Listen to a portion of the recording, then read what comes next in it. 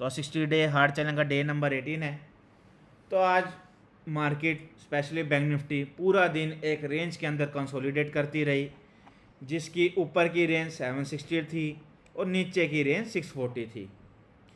Market ने दोनों side spike तो जरूर लगाए रेंज के ऊपरले सिरे और निचले सिरे पे, पर मार्केट के अंदर सिंगल कैंडल रेंज के ना ही तो अपर एंड पे क्लोज कर पाई, ना ही मार्केट के लोअर एंड पे क्लोज कर पाई। तो आज इस रेंज की मार्केट के अंदर मेरे टोटल 3 सेटअप बने और तीनों के अंदर टारगेट आ गए।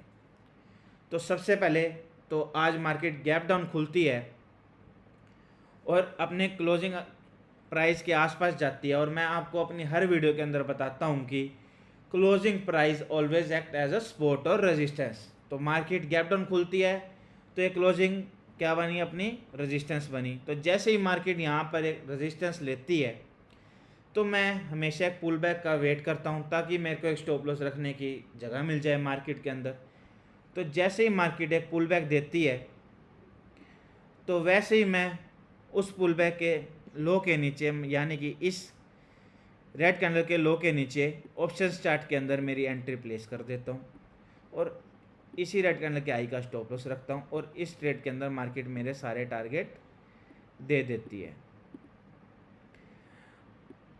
तो अगर आप लोगों को मैं ऑप्शंस का चार्ट दिखाऊं तो इस ट्रेड के अंदर मैं सिर्फ एक ही लॉट प्लान करता हूं, क्योंकि ऑप्शंस के अंदर स्टॉप लॉस बहुत बड़ा होता है। इस ट्रेड के अंदर मैं 43,000 की पुट के अंदर एंट्री प्लान करता हूं। ये देख ही सकते हैं कि 925 की कैंडल के हाई के ऊपर मेरी एंट्री प्लान होती है। अगर आपको मैं लॉन्ग शॉर्ट पोजीशन लगा के बताऊं तो मार्केट के अंदर ऑलमोस्ट लॉन्ग पोजीशन मेरे को बनानी होती है पुट के अंदर, तो मैं 340 के ऊपर अपनी एंट्री प्लान करता हूँ।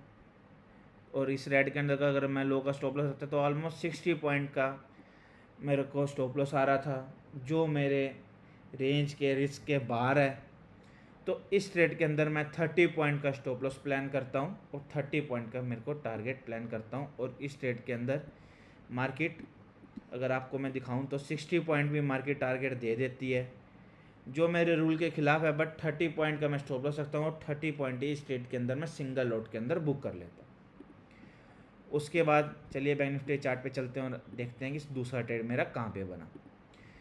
उसके बाद मार्केट एक ये ट्रेंड लाइन बनाने लग जाती है। आप लोग देख ही सकते हैं कि मार्केट कैसे ये ट्रेंड लाइन को फॉलो कर रही होती है। तो जैसे ही मार्केट इस ट्रेंड लाइन से एक ये रिजेक्शन कैंडल बनाती है तो वापस मैं एक पुल बैक का वेट करता हूँ, बट यहाँ पर डे लो पास में होता है। मार्केट पुल बैक भी जरूर देती है, ये ग्रीन कैंडल आ जाती है मार्केट के अंदर, पर डे लो पास होने के कारण मेरा एक 10 EMA का सेटअप है जो ऑप्शंस के चार्ट के ऊपर बनता है। तो इस ट्रेड के अंदर मैं 2 लॉट प्लान करता हूँ 42,900 की पुट के अंदर। तो अगर आपको मैं दिखाऊं तो 10 EMA मेरी कहाँ पर बनती है, तो ये मैं इंडिकेटर आप चार्ट के ऊपर लगा देते हैं। तो ये वाली पुट मेरी बनती है इस रेड कैंडल के आई के ऊपर, मेरी एंट्री प्लान होती है। अगर आप लोगों को मैं दिखाऊं तो 273 के ऊपर लॉन्ग शॉट की पोजीशन लगा के अगर मैं आप लोगों को दिखाऊं तो लॉन्ग शॉट की पोजीशन ये आएगी यहाँ से। लॉन्ग पोजीशन में इसके ऊपर बनाता हूँ, इसी रेड कैंडल के लो का स्टॉप लॉस रखता हूँ। इस ट्रेड के अंदर मैं 2 लोड से एंट्री प्लान करता हूँ। तो अगर मैं आपको दिखाऊं तो ये ऑलमोस्ट 1:2 ऑप्शंस चार्ट के अंदर मेरे को मिल जाते हैं, बट मैं 1:1 ही बुक करता हूँ, क्योंकि बैंक निफ्टी के चार्ट पे आपको मैंने दिखाया ही है कि डे लो पास में होता है। तो इस ट्रेड के अंदर भी मेरे मार्केट सारे टारगेट दे देती है। उसके बाद जब मार्केट अपने अपर बैंड मतलब कि अपर रेंज के ऊपर पहुंच जाती है और जैसे ही ये बेरिश एनगल्फिंग कैंडल मार्केट एक आप लोगों को चार्ट पे दिख ही रहा होगा कि ये कंप्लीट एक प्रॉपर बेरिश एनगल्फिंग बना देती है। अगर आप लोगों को डाउट होगा कि ये बेरिश एनगल्फिंग नहीं है तो मैं आपको बता दूं कि मैं हमेशा बॉडी टू बॉडी कंसीडर करता हूँ कैंडल के एनगल्फिंग, ना कि वीक। तो आप देख सकते हैं ये कैंडल यहाँ से शॉर्ट होती है और शुरू होती है और यहाँ पर क्लोज होती है, तो ये जो पिछली ग्रीन कैंडल है उसको प्रॉपर एनगल्फ कर लेती है। तो मेरे लिए एक बेरिश एंगल्फिंग कैंडल होती है। तो इस रेड कैंडल के लो के नीचे मैं एक एंट्री प्लान करता हूँ, अगर आप लोगों को दिखाऊं तो, और इसी रेड कैंडल के हाई का मैं स्टॉप लॉस रखता हूँ। इस ट्रेड के अंदर भी मार्केट सारे टारगेट दे देती है काफ़ी वॉलेटिलिटी करने के बाद। बट ऑप्शन चार्ट के अंदर मैं आपको दिखाऊं तो ऑप्शन चार्ट के अंदर मार्केट के अंदर ये ऑलमोस्ट एक इनसाइड कैंडल होती है, और इसी रेड कैंडल के लो का मैं स्टॉप लॉस रखता हूँ, और मार्केट इस ट्रेड के अंदर 1:2 वापस दे देती है। देखिए आप 48 पॉइंट का स्टॉप लॉस होता है और 101 मार्केट हाई लगा देते हैं ऑप्शंस। तो आइए मैं आपको कोटक नियो के चार्ट के ऊपर लेके चलता हूँ और दिखाता हूँ कि मार्केट के अंदर मेरे क्या क्या ऑर्डर बने। तो फर्स्ट ऑर्डर मैं आप लोगों को दिखाऊँ तो एक सिंगल लॉट के अंदर मैं 30 पॉइंट बुक करता हूँ। उसके बाद मैं 2 लॉट के अंदर प्लान करता हूँ, इसके अंदर भी मेरा टारगेट आ जाते हैं। जो तीसरा ट्रेड बनता है मार्केट के अंदर बेयरिश एंगल्फिंग का, वो मेरा ऑप्शंस के अंदर ट्रिगर ही नहीं हो पाता, आप देख ही सकते हो। उसके बाद मेरे को ऑर्डर कैंसिल करना पड़ता है।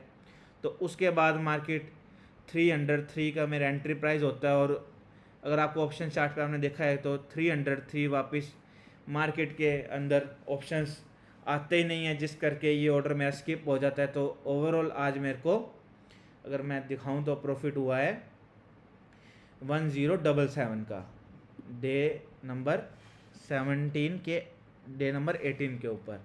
तो आई होप आप लोगों को आज के ट्रेड के साइकोलॉजी बिल्कुल समझ आई गई होगी। अगर आप लोगों को कोई भी डाउट है तो आप इस वीडियो के नीचे कमेंट करके मेरे से पूछ सकते हैं, मैं आप लोगों का रिप्लाई बिल्कुल दूंगा। अगर आप लोगों को ये चैलेंज की वीडियो पसंद आ रही है तो आप इस वीडियो को लाइक कर सकते हैं, अपने दोस्तों का शेयर कर सकते हैं, और चैनल को सब्सक्राइब भी कर सकते हैं। Thank you. और हाँ दोस्तों, एक और बात, ये अपने को लगातार प्रॉफिट कंटिन्यू 7 दिन से अपन लोग विनिंग स्ट्रीक के अंदर चल रहे हैं। तो अब आप लोग समझ ही गए होंगे कि मैं कितना संभल के और कितनी एक्यूरेसी के साथ ट्रेड करता हूँ।